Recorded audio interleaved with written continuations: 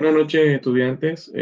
Damos inicio pues a nuestra sesión número 8, nuestra sesión final de Perfil del adulto en situaciones de aprendizaje. Esta clase está o es impartida por la profesora Vivian Vargas. Paso a compartir los parámetros de la sesión mientras ingresa la profesora.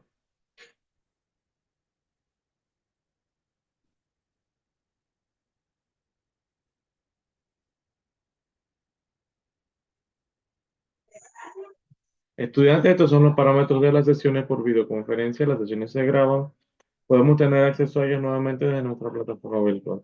Les solicitamos que por favor silencien su micrófono y puedan activarlo cuando quieran hacer consultas o aportes con el permiso del docente. Les pedimos mantengan su cámara activa. De no poder hacerlo, enviar su excusa por el chat de Zoom. O de lo contrario, serán retirados de la sesión y les serán restados puntos de la o valoración del docente. Pero como moderador es apoyarles y facilitarles la parte técnica. La consulta la hacemos por el chat personal o general. Les exhorto a tener bolígrafo y papel para hacer sus anotaciones y aprovechar al máximo esta sesión. Sesiones que tienen un tiempo de duración de 60 minutos o una hora. Estudiantes, vamos a mantenernos en sala mientras la profesora ingresa a la clase.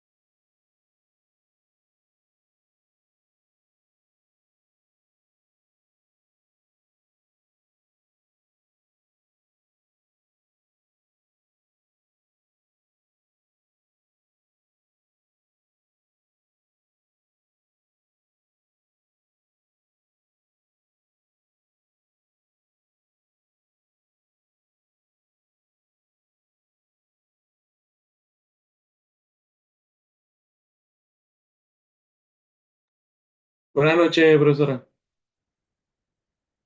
Está muteada, profesora. Pero estaba en algo importante. Dígame. Sí, no, es que estaba como muteada. Ya yo compartí los parámetros de la sesión, así que puede iniciar cuando guste. Muy amable, gracias. Hello, everybody. Good evening. Class number 8. Today is our last class for andragogy. Perfil del aprendizaje, perfil del adulto en situaciones de aprendizaje. Andragogy. Today is our last class. I haven't seen your tests or your assignments, people. I expect you to upload them. I will grade them, and then you're ready to go to your next step to get to your diploma. Okay? So let's go ahead and let's see what's going to happen today. So we are here with, let me go here. I want to show you this first.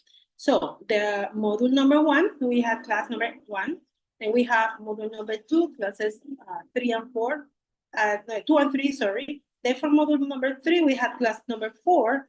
We have 5 and 6 for module number 4, and then we have module number 5, where we have class number 7 and 8. And today is our last class.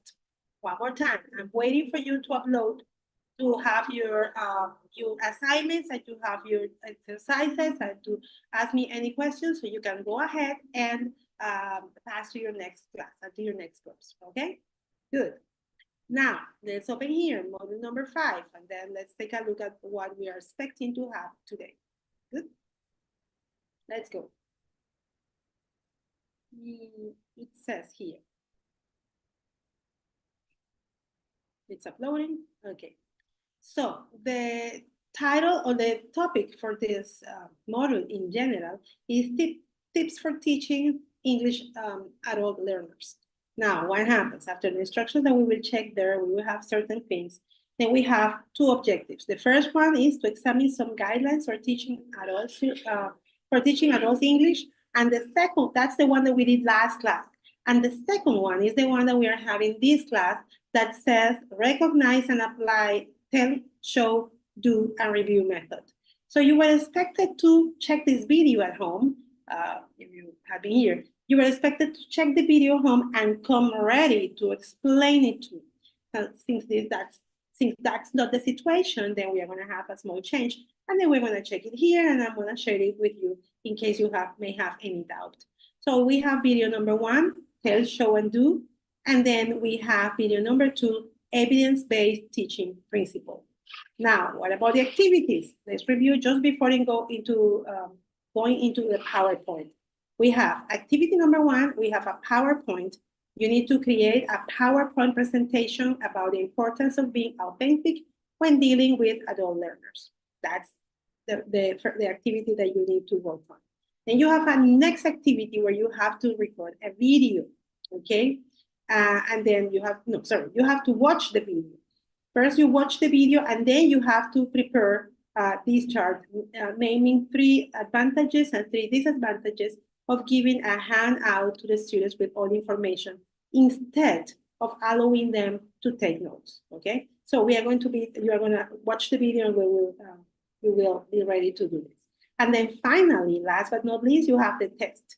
When you have done all this, you will be ready to take your test, and I'm sure that you are going to excel, okay? Good. Let's go now to our presentation for today. So it says, Andragogy, Perfil del Adulto en Situaciones de Aprendizaje. Remember, teaching adults is called andragogy, teaching children is called pedagogy. So it says, module number 5, class 8, and then we keep going. So it says, instructions. We always check the instructions. Remember, get comfortable and avoid distractions. I'm just here, focus on you and nothing else. Do not skip tasks. You do one thing after the other, and then you will be able to succeed and to say at the end, you know what, I got my objective. And then I have work on your assignments on time. It is important that you finish them on time. This is not the situation this time. I know you may have had some trouble, and I can understand that, so don't you worry. However, we need to do this, because from today, remember, you have 7 days, seven days to upload everything first. And second, you need to read and understand objectives thoroughly. Remember, it's on here. So that's why we are going to read the objective. And then according to the objective that we have for this class, then we are going to focus on that. And at the end, we should be able to say, yes, I understood. Yes, I got it. Or yes, or no, I didn't get it. Okay? Recognize and apply tell, the tell, show, do, and review method. So, thirsty, I'm more thirsty. It's very hot here. So let's go ahead. It says, let's get started. Why do you think you need to be open to change when teaching adults? Why do you need to build a rapport with adult learners? So what's your opinion on this? Okay, why do you need to be open to change when teaching adults? Okay. What is what adults have that may surprise you in the classroom, and then you may have to adapt to them? What do you think may happen? And the second one, why do you need to be a rapport? What is rapport? Do you understand that word? Rapport. When you establish a healthy relationship with a person where the person feels that they can trust you, okay? Good. So let's go ahead. Think about those questions, and then let's see if we can find the answer over here. Activity number 1. Let's take a look at this video and identify what tell, show, and do is about. Let's go ahead and let's take a look at this. Give me a moment. Let me open it for you. And there we go. And give me a second before I share it to you. So let's share here.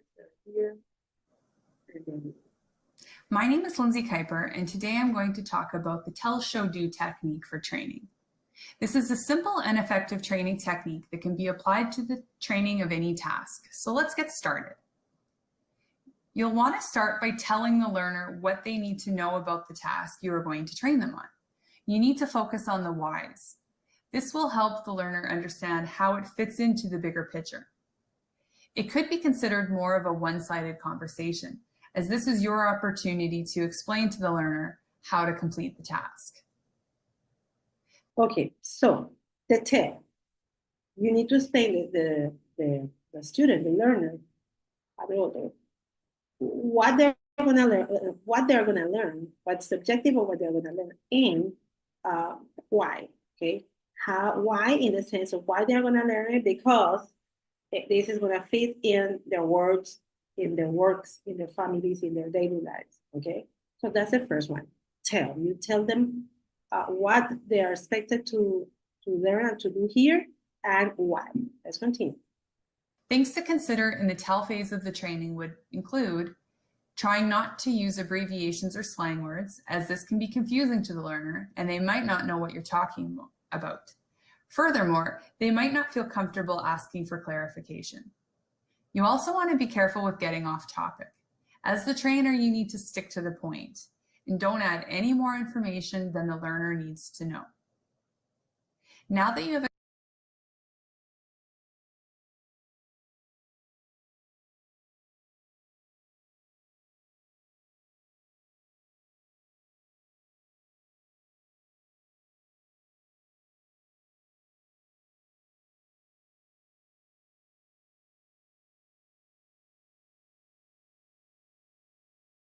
explained the why, you will need to show the learner how to perform the task.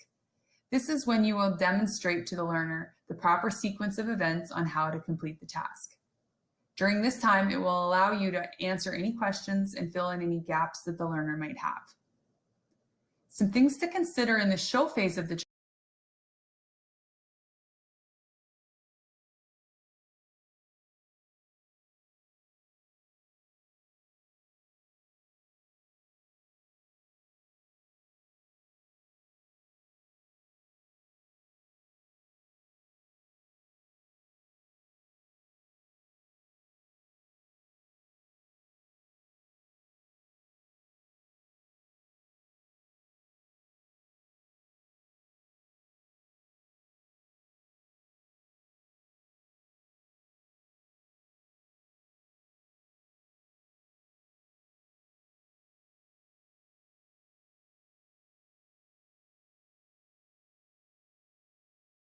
training would include making sure you do not move too fast through the task. You want to make sure the learner has the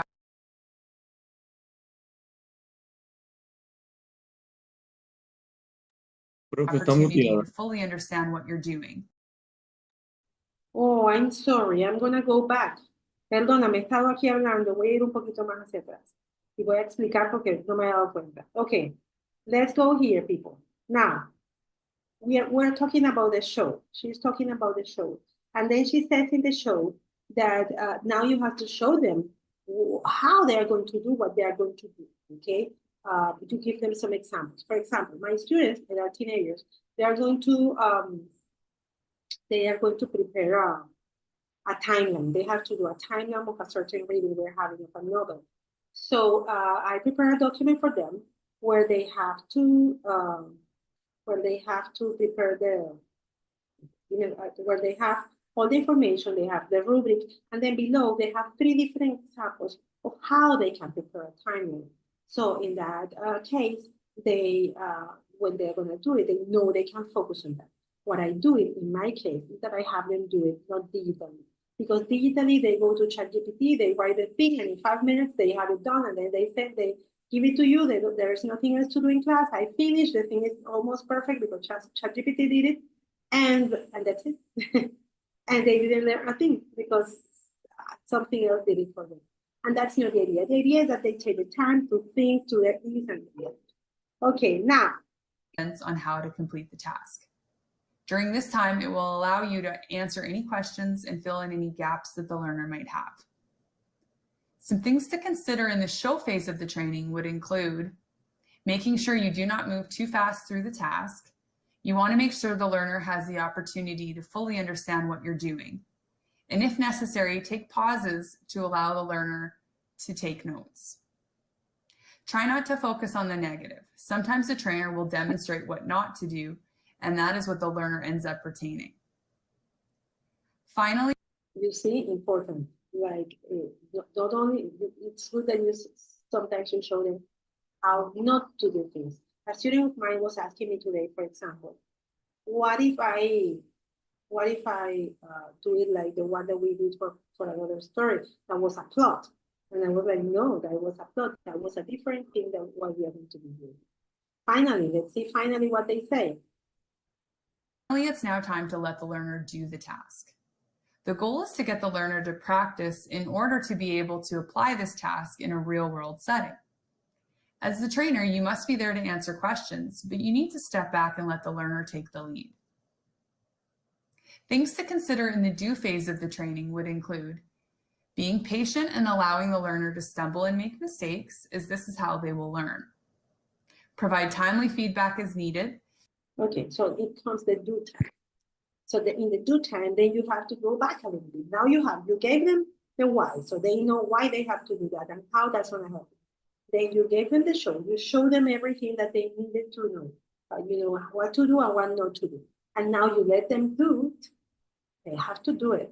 And then if they make mistakes, you don't get upset or anything. You go like, okay, this is not okay. Why is not okay? Because of what is what you have to do. Exactly. And then you have to give them some feedback on what they're doing. That's one thing. To ensure that the learner can continue to learn through the process, keeping in mind that you want to focus on the positives and then comment on the areas of opportunity. That's the way it's called, not today. The areas of opportunity. I mean, the things that are to be increased. Based on how the learner did, you may need to circle back through the technique until the learner is comfortable and you are confident that they have mastered the task. The tell, show, do model is a common training technique because it allows the trainer to build the content and demonstrate the desired performance, all while allowing the learner to get practice right away. This method will also support you as a trainer to be able to engage with the learner regardless of their learning style. Okay, good. Now let's go ahead and let's take a look at what we have here. So we have this, and that was activity number 1. So let's go back to these questions.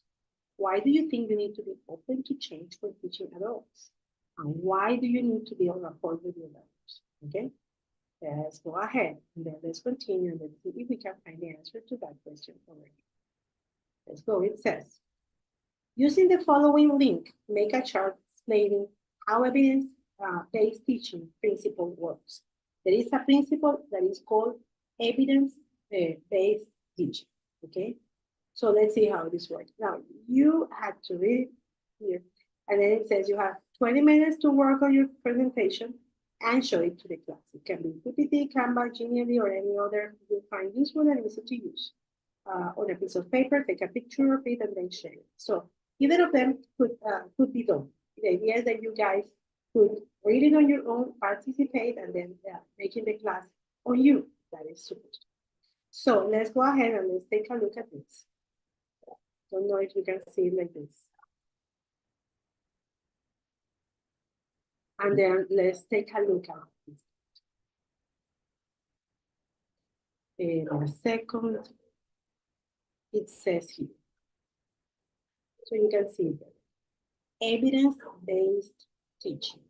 We are going to take our time here, read it, and then we are going to comment it and something else. So it says, evidence-based teaching, also commonly known as evidence-based education or evidence-based learning, is the principle that teachers should use research to make informed decisions with regards to learning, rather than being led by what has been used in the past.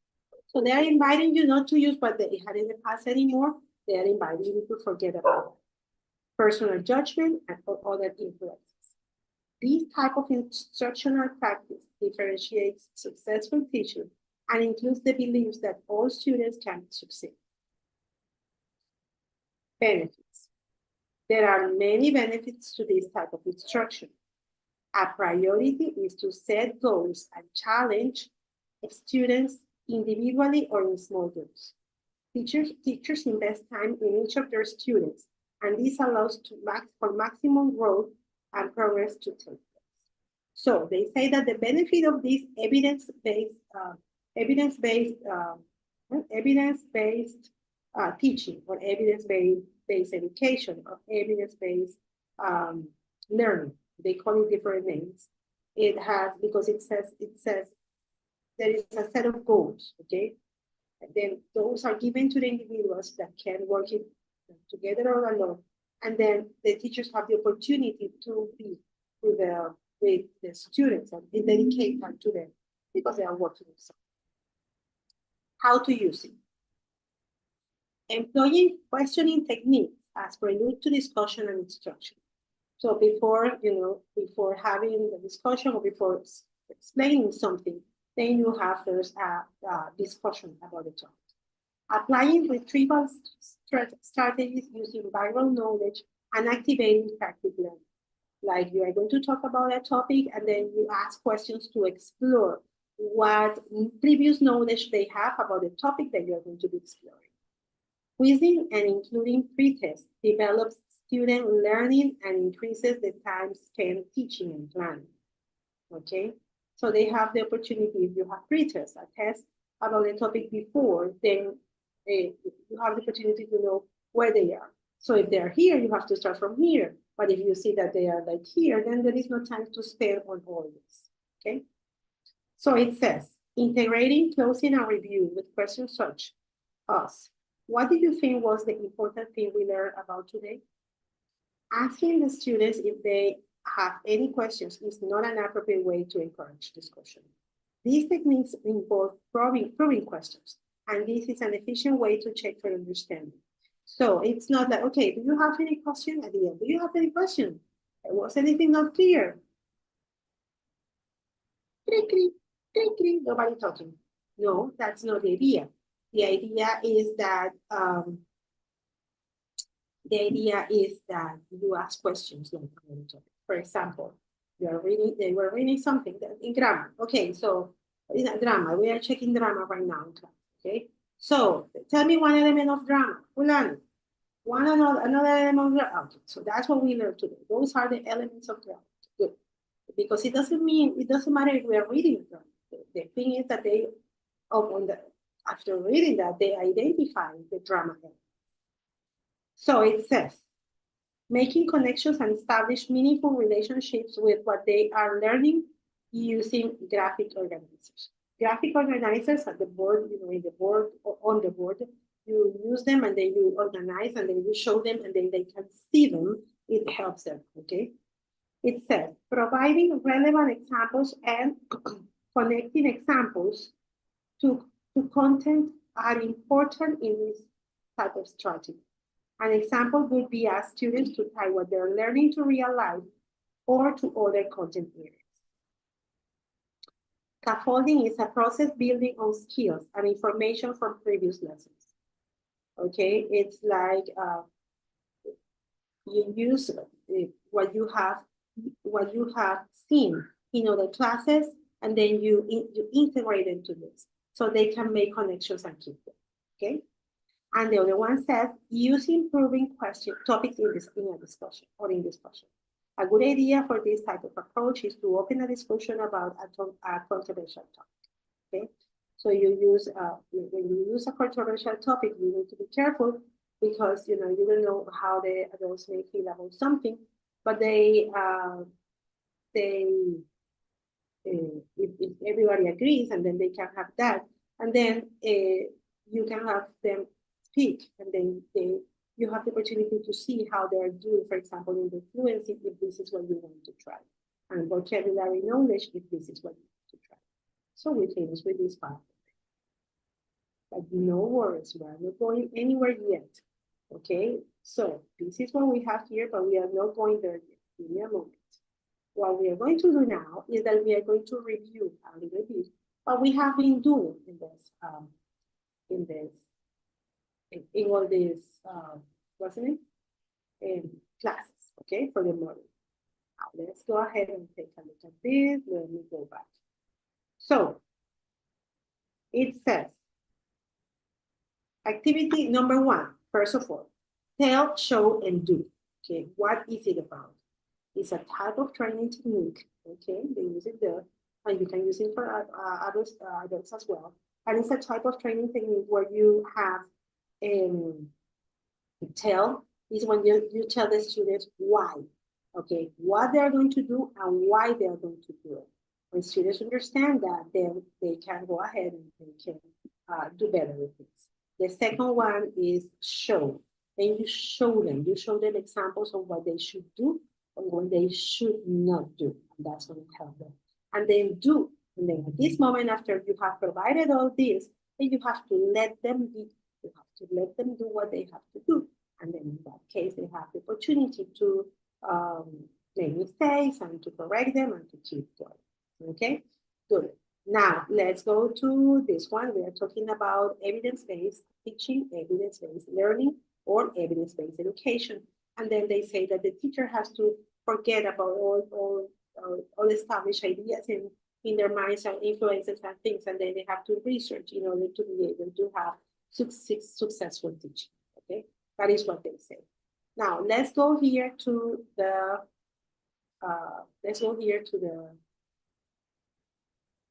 platform.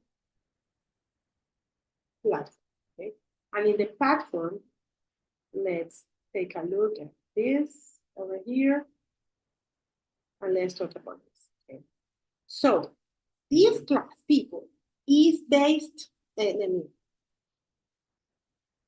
This class, the whole model is based on something, you know, that is like the core of everything, like the center of everything. And the class is about andragogy, that is teaching adults. So we learned why teaching adults is different from teaching children.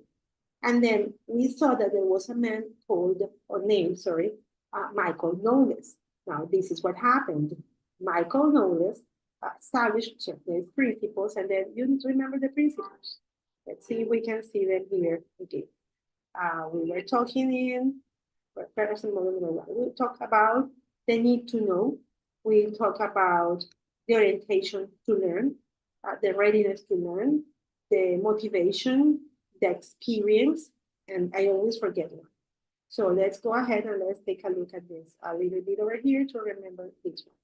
Everything is based on that. When you understand this, every class that you program is going to focus on having those principles into consideration. Okay, knowing that these people have experience and how you can use this experience in your class, knowing that these people have motivations. For example, people come to learn English because the thing is that I have lost what they say. For example, no, es que yo soy contador, yo soy contadora y me va muy bien, pero lo único es que no sé inglés y he perdido buenos trabajos por no saber inglés. You see? So, that's her motivation. That's what she does. She went to Miami for 1 month there, and she was working in a food truck, and she was helping, and then she was trying to get it from people. It's difficult for her, but she was trying. She's attending. She goes to church in Spanish, but now she's attending church in English because she wants to get her ear used to the language, and she's following. And then because what? Because of what? Because she has an internal motivation. She wants to learn in order to be able to get a better life. For children, the same doesn't happen to them. So let's go ahead. Let's go ahead and then let's take a look at this. Let's go ahead and then let's take a look at this. And then let's see if we can find self-direction, results oriented, okay. No. Personal experience. This is not the one that we want. I guess it's in model. So in the first one, we were talking about the basic concepts of pedagogy, of andragogy, to be able to understand, to settle ground, and to be able to understand where we were. That was in the number 1, okay? Let's go to number 2. In model number 2, we had the opportunity to talk about adult learners. There's the topic. Let's wait just for a second, okay? And then we were checking out about adult learners, and we had the opportunity to talk about all those, wasn't it? This is taking forever, I'm sorry. We were talking about how all those things influence the way they learn. And then this is important. I remember we discussed that at the very beginning, there were only 4 principles. But later on, he added 1 more, and later on, he added 1 more, and then today we have 6. Some people talk about 5, some people talk about 6. But yes, according to what we checked in the video that we saw, there were 6. So we have Michael Shepard Knowles. He was the one who developed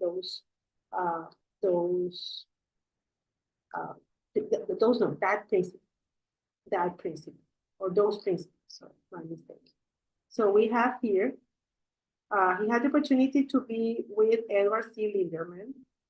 And there we go. So it says self-concept, experience, readiness to learn, orientation to learning, motivation to learn. They have 5 over here. And we saw 6 in the video. The other one was readiness to learn. No? So readiness to learn, we have here readiness to learn, orientation to learn, motivation, experience, self-concept, and the need to know. Okay, we have another one that it was the need to know. So we had the opportunity to check this in the second module, classes number 3 and 4, and we understood. And then also we had this concept that we cannot forget, that is heutagogy. And in the case of heutagogy, it refers to like the learner that learns by himself, someone that self-educates, okay, or auto-educates. So then we went to module number 3. And then in module number 3, sorry. In module number 3, we had class number 4, and it was only 1 class. And then we were talking about adult learning styles, okay? And then for adult learning styles, that's right. We checked on that, okay? We checked on the principles that, as I told you, are the most important thing over here when we want to, because that's going to define the success of the class. Let's wait for this to come. Well, what we were talking here about, well, we have the reading ones, strategies for teaching adult learners and adult learning styles. We were talking about these things, and then we were talking about how some of them are, they learn by listening, and they learn by they have different ways of learning. So we have this one, strategies for teaching adult learners. And then we have this one. Let's review this one a little. We have the time because, yeah, we have the time. So we learned that some people, these was developed long ago, not long ago, in the 70s, I think, if I'm not mistaken, about the type of intelligence and how people learn. And then some people are visual and spatial, they're really good at that. Some people are auditory, okay? They need to listen to be able to learn. Some people are linguistic, as they talk, they learn better. Some people are logical, mathematical, that would be me. Some people are, I'm sorry. Why I'm not sharing this to you? I'm sorry. I thought this was good. So let's take a look at this. So we have visual spatial students, people who learn by seeing, by faces, and they're good at that, images and things like that. People who are auditory, people who learn by listening, people who are linguistic, they learn and they talk about their things. People who are logical, mathematical, like me. People that are interpersonal, what we call shy people, that are very timid, you know. But they learn well by that, but they need it like that. People that are manage interpersonal, it's the people who are very extroverted, extroverted. People who are kinesthetic, people who need to move, And then we have the holistic that focus on the whole thing, or everything that they focus on seeing things as a whole. That's why it's holistic, because it comes from the word whole, because everything is like together. Okay, everything forms parts of everything. Then we have the activists, the theories, the pragmatists, and the reflectors. These ones they have come later. They are not so well. Good. Good. So that was class number 4, and then we keep moving.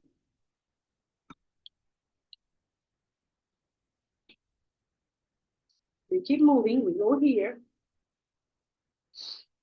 And then we go to classes number 5 and 6, okay? And then for classes 5 and 6, we have fun classes and adult.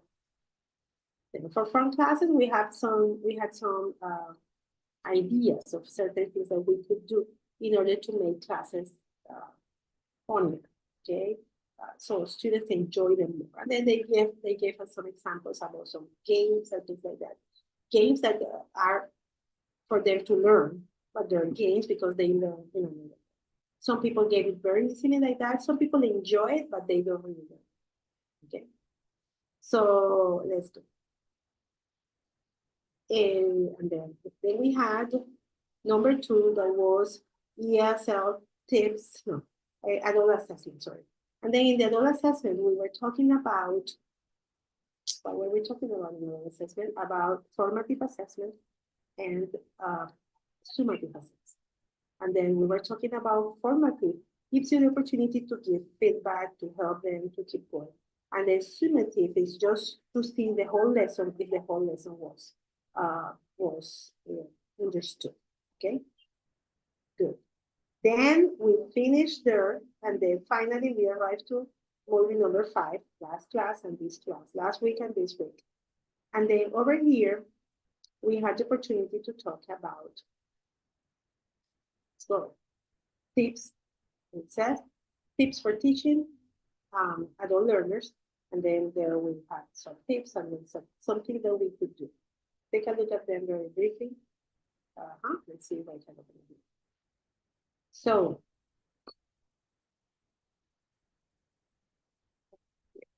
we have here, and then it says, number 1, peer rapport. Peer rapport is this.